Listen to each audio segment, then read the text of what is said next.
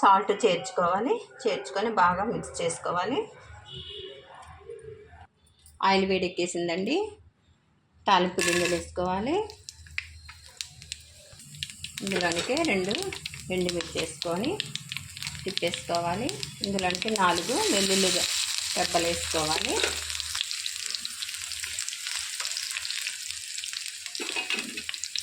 ఇందులోనికి అల్లం వెల్లుల్లి పేస్ట్ చిన్న స్పూన్ వేసుకోవాలండి. వేసి కలిపేసుకోవాలి. ఒక రెబ్బ కరివేపాకు వేసుకోవాలి. చిటికెడు ఇంగువ కూడా చేర్చుకొని కలిపేసుకోవాలి.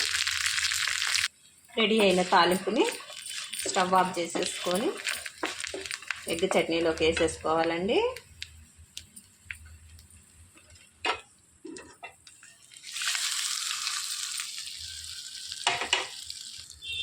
మొత్తం కలిపేసుకోవాలి.